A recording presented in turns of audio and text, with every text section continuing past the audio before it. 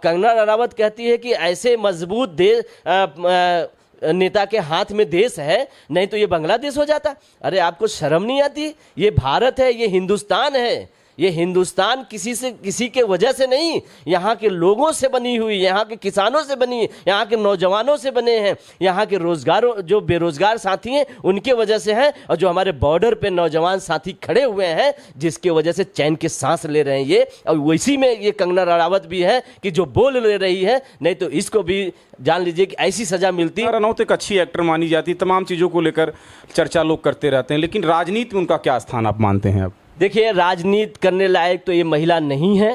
इस महिला को राजनीति तो एक पैसे की नहीं आती, क्योंकि देखिए राजनीति ये होता है कि जनता से चुना हुआ जो जनप्रतिनिधि होता है उसके अंदर एक उदार होता है, एक उनके प्रतिभाव होता है, उनके सुख दुख को समझने की एक अपने पास दिल और दिमाग होता है, मगर इस महिला के अंदर वो नहीं है। और रही बात कंगना रनावत, ये फिल्मी एक्टर तो है, मगर आप इनके फिल्म उठा लीजिए कि कहीं पे भी इनको नशे में, कोठे वाली, बहुत ऐसे पिक्चरें बनी हैं जिसमें बाई का काम की है, कोठे वाली बनी हुई है, शराबी बनी हुई है। और एक डांस इसका बहुत वायरल होता है कि विदेशी के साथ वाइन्स पी के जो है और ऐसे कपड़े पहन के नाच रही है। शायद हमें नहीं लगता कि राजनीतिक चरित्र में ऐसी महिलाओं को एंट्री होनी चाहिए। साथियों नमस्कार, मैं हूं आपके साथ रमन। आप देख रहे हैं हिंदुस्तान की बात। लगातार राजनीतियों में कुछ उथल पुथल की बातें आ जाती हैं। हालांकि जिस तरह से कंगना रनौत ने अपना बयान दिया है यह चर्चा का विषय बना हुआ है।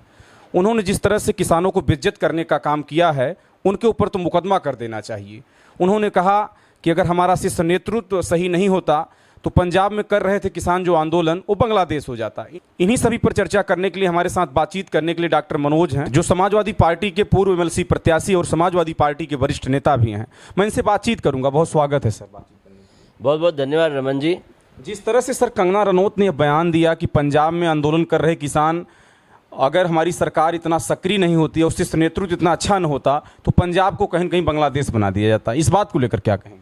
देखिए रमन जी, आपके जितने भी व्यूज़र हैं और ख़ास करके वो आपके किसान हैं और नौजवान हैं, बेरोज़गार हैं, कंगना रनावत ने जो बोला है, एक तरीके से जब से बीजेपी देश में आई है तब से लेकर केवल कंगना रनावत ही नहीं, कई ऐसे इनके नेता हैं जो बयानबाजियों में कई बार किसानों को, नौजवानों को, आप बेरोज़गारों को अपमानित करने का काम करती हैं। और आज जो कंगना रनावत ने बोला है ये तो शर्मसार कर दिया।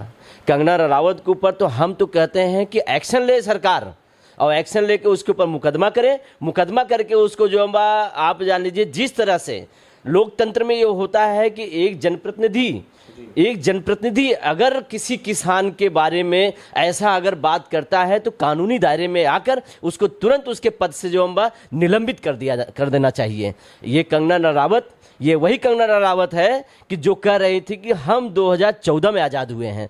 ये ऐसे बयानबाजी करती है, ऐसे बयानबाजी करती, शायद ऐसे बयानबाजी कोई भी नेता या नेत्री नहीं करती। यह नेत्री बलबोड़ी टाइप की नेत्री है। और तो हिमाचल से पता नहीं कैसे इसको वहाँ के लोगों ने इसको सांसद बना दिया, क्योंकि जो भाषा उस समय बोलती थी तो एक मदारी जैसे भाषा बोलती थी। ये मदारी भी इस तरीके का भाषा नहीं बोलता होगा जो आप देखते होंगे। मैं किसी का अपमान नहीं करना चाहता, पर आप देखते होंगे कि अगर कहा जाए तो हमें लग रहा है कि इंसान के रूप में ये जानवर है, ये इंसान के रूप में जानवर है, हैवानियत करती है अपने जबान से ये हैवानियत करती है। 700 किसान वहाँ शहादत दे दिए। क्या वो किसान वहाँ पे बैठे हुए थे? जिस तरीके से इसने कहा कि वहाँ रेप होते थे, गुंडई होते थे, टाइम पास किए जाते थे, क्या वहाँ टाइम पास होता था? यही इनके बीजेपी के कई नेताओं ने क्या कि ये खालिस्तानी बैठे हुए हैं। आज वो किस मुँह से किसानों से जाके ये वोट मांगते हैं? ये किसानों की बात कैसे करते हैं? इनको शर्म नहीं आती? इतने बेशरम हो गए हैं। ये बेशर्मी का हद तो इतना पार कर दिए हैं कि इनका जो एक टोनी था, टोनी उत्तर प्रदेश का जो है कैबिनेट मंत्री था, उसका बेटा जो है थार से किसानों को रौंद दिया। आप सोचिए, जब इस बात को सोचा जाता है, समझा जाता है, तो रमन जी रोंगटे खड़े हो जाते हैं। हम लोग भी किसान के बेटे हैं और किसान जब उस खेत में रहता है ना, ये ज़मीन के जो पथरीली ज़मीन के उसके अपना पसीना बहा के उसके छाती को चीर कर अनाज पैदा करता है। ये जो कंगना रनावत के मुंह में दाना जाता है ना, वो किसान के पसीने की कमाई, खून की जलाई हुई कमाई की दाना खाती है ये। और इसको इतना शर्म नहीं आती, इतना बेशरम है ये कि किसी को भी कुछ बोल देगी। इसको अभी कुछ दिन पहले इसको थप्पड़ पड़ा था, इसको थप्पड़ एयरपोर्ट पे। और उस एयरपोर्ट पे कौन थप्पड़ मारा था? वो किसान की बेटी मारी थी, जिसको यही ये भाषा बोली थी कि पैसा लेके बैठे हुए लोग हैं, 100-100 रुपए में आके बैठी हुई हैं ये महिलाएं। अब बताओ, किसान के महिलाओं के बारे में, किसान के बेटियों के बारे में, किसान के बॉर्डर पे लगे हुए जवानों के बारे में इतनी बेशर्मी की बात करती है महिला। अब ये जान लीजिए, ये सांसद तो मैं तो तुरंत इसमें मांग करता हूं कि इसको तुरंत सस्पेंड कर दिया जाए उससे सांसद से, और तुरंत इसके खिलाफ जो कार्रवाई करके इसको जेल भेज दिया जाए। पार्टी एक्शन लेने के लिए कह रहे हैं कि पार्टी एक्शन लिए, फटकार लगाई, इस बात को लेकर क्या?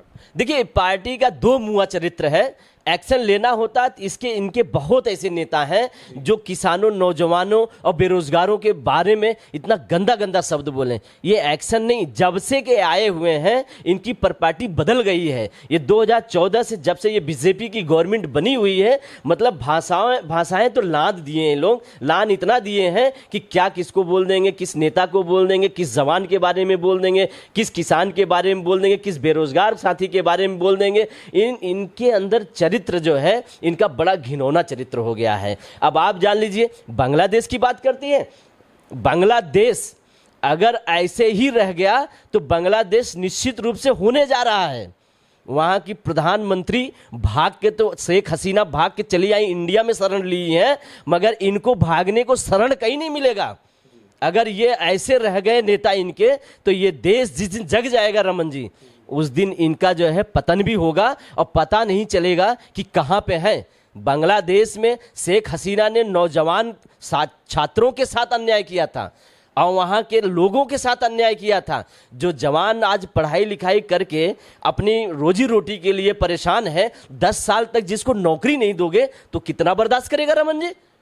बर्दाश्त करने की क्षमता भी होती है। और कंगना रनावत कहती है कि ऐसे मजबूत देश नेता के हाथ में देश है, नहीं तो ये बांग्लादेश हो जाता। अरे आपको शर्म नहीं आती? ये भारत है, ये हिंदुस्तान है। ये हिंदुस्तान किसी के वजह से नहीं, यहाँ के लोगों से बनी हुई, यहाँ के किसानों से बनी, यहाँ के नौजवानों से बने हैं, यहाँ के रोजगारों, जो बेरोजगार साथी हैं उनके वजह से है, और जो हमारे बॉर्डर पे नौजवान साथी खड़े हुए हैं जिसके वजह से चैन के सांस ले रहे हैं ये। और वैसी में ये कंगना रनावत भी है कि जो बोल ले रही है, नहीं तो इसको भी जान लीजिए कि ऐसी सजा मिलती, यहाँ भारत के ही लोग सजा देते कि शायद वो कभी भी देखने को इतिहास में नहीं मिलता। चलिए अगला सवाल सर, कंगना रनावत एक अच्छी एक्टर मानी जाती है, तमाम चीज़ों को लेकर चर्चा लोग करते रहते हैं, लेकिन राजनीति में उनका क्या स्थान आप मानते हैं? अब देखिए, राजनीति करने लायक तो ये महिला नहीं है। इस महिला को राजनीति तो एक पैसे की नहीं आती, क्योंकि देखिए राजनीति ये होता है कि जनता से चुना हुआ जो जनप्रतिनिधि होता है उसके अंदर एक उदार होता है, एक उनके प्रतिभाव होता है, उनके सुख दुख को समझने की एक अपने पास दिल और दिमाग होता है, मगर इस महिला के अंदर वो नहीं है। और रही बात कंगना रनावत, ये फिल्मी एक्टर तो है, मगर आप इनके फिल्म उठा लीजिए कि कहीं पे भी इनको नशे में, कोठे वाली, बहुत ऐसे पिक्चरें बनी हैं जिसमें बाई का काम की है, कोठे वाली बनी हुई है, शराबी बनी हुई है। और एक डांस इसका बहुत वायरल होता है कि विदेशी के साथ वाइन्स पी के जो है और ऐसे कपड़े पहन के नाच रही है। शायद हमें नहीं लगता कि राजनीतिक चरित्र में ऐसी महिलाओं को एंट्री होनी चाहिए। भारतीय जनता पार्टी तो साफ लोगों को लेती है, लोग कहते हैं, ऐसे लोगों को फिर क्यों रखी है? भारतीय जनता पार्टी में साफ लोग नहीं, जितने भी कुकर्मी हैं ये सब भारतीय जनता पार्टी में जाके पार्टी में सांसद और विधायक बन जाते हैं। आप ही जान लीजिए। और जो कुकर्मी और भी दल में होते हैं निकाल दिए जाते हैं, वो पार्टी बीजेपी के पार्टी में जाके समाहित हो जाते हैं। अब आप आंकड़ा बताऊंगा तो रमन जी तो बड़ा लंबा फहरिस्त हो जाएगा। ठीक है, 60 में बात, ऐसे लोग हैं, 60 में नाम में बता देता हूं कि जितने दागी नेता हैं सब उसी बीजेपी में है। अभी आप देखिए जितने भी नेताओं का निकला कि सबसे ज़्यादा मतलब कि जिनके ऊपर जिघन अपराध घोषित किया गया है, सबसे ज़्यादा किस पार्टी में है? भारतीय जनता पार्टी में है, सबसे ज़्यादा है। तो ये कौन लोग हैं? क्या आप जान लीजिए कि ऐसे मानसिकता के लोग जिस पार्टी में रहेंगे वो देश का भला कर सकते हैं? उनकी सोच ही जब गलत है तो उस सोच में क्या अच्छी चीज़ ला सकते हैं? इतने दिन तक आप देखिए कि जितनी वैकेंसियाँ आई हैं सारी वैकेंसियाँ फेल हुई। इसका मतलब इनका स्ट्रक्चर सही नहीं है, इनके जितने कार्यक्रम करने वाले लोग हैं वो लोग ठीक नहीं हैं। इनको सही मुकदमा कंगना रनौत पर बड़ा होना चाहिए, मुकदमा होना चाहिए, जेल होना चाहिए, आजीवन कारावास होना चाहिए। हम तो ये मांग करते हैं कि अगर उसमें और कोई प्रावधान बनता है कि किसानों के खिलाफ इस तरीके से गंदी टिप्पणी करने वाले अगर कोई शब्द होते हैं तो उस पर कोई अगर कानून बनता है तो कानून बनाकर फांसी भी चढ़ा देंगे, तब पर भी यहाँ पे किसानों के सीने में ठंडक नहीं मिलेगी। रमन जी, आप जान लीजिए कि किसानों ने जब 700 अपने घर के मुखिया को खोया था और शहादत दिए थे तो उनके दर्द पे जख्म जो है अभी भरे नहीं थे। ये तब आके ये महिला वो जख्म खुरूद देती है और खुरूदने के बाद उसमें नमक और मर्चा डालती है। ऐसे पे मैं जो सोच रहा हूँ, जो मेरी सोच है, ऐसी महिला के खिलाफ मतलब ऐसी कानूनी कार्रवाई करें कि इसको फांसी की सजा मिले। चलिए देखिए, मनोज जी हमारे साथ बातचीत कर रहे थे, समाजवादी पार्टी के विभाग और एमएलसी पद के प्रत्याशी भी रहे हैं जनपद जौनपुर से। हालांकि देश जवानों और किसानों पर टीका है, उसी जवानों और किसानों पर लगातार अभद्र टिप्पणी करती रहती हैं कंगना रनौत। कंगना रनौत के बारे में आप लोग बताइएगा कमेंट में। तब तक देखते रहे हिंदुस्तान की बात। नमस्कार।